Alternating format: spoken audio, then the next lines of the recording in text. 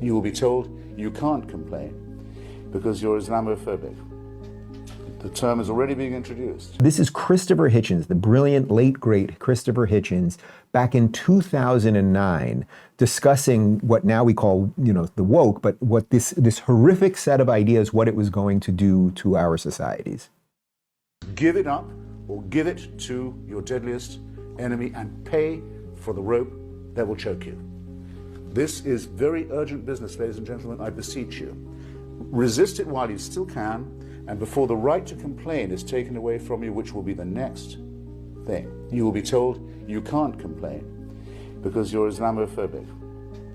The term is already being introduced into the culture as if it was an accusation of race hatred, for example, or bigotry, whereas it's only the objection to the preachings of a very extreme and absolutist religion. Watch out for these symptoms. They're not just symptoms of surrender, very often ecumenically offered to you by men of God in other robes, Christian and Jewish and smarmy ecumenical. These are the ones who will hold open the gates for the barbarians. The barbarians never take a city till someone holds the gates open for them. And it's your own preachers who will do it for you, and your own multicultural authorities who will do it for you. Resist it while you can.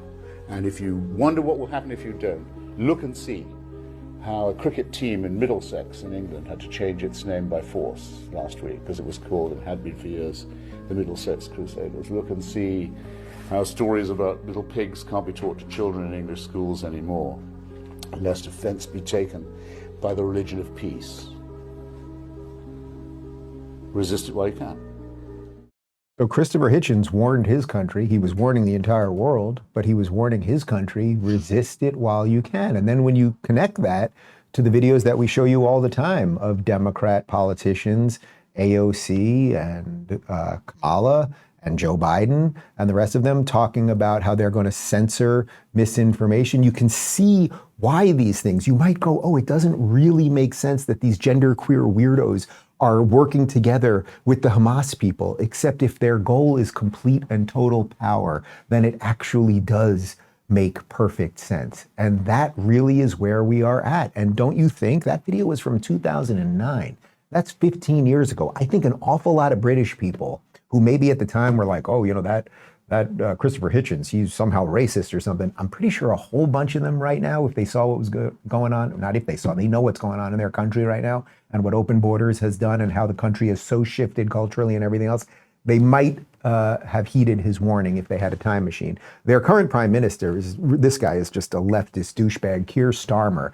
And listen to him. This is just so perfect, going from the wise words of Christopher Hitchens 15 years ago. Here's Keir Starmer talking about Islamophobia now.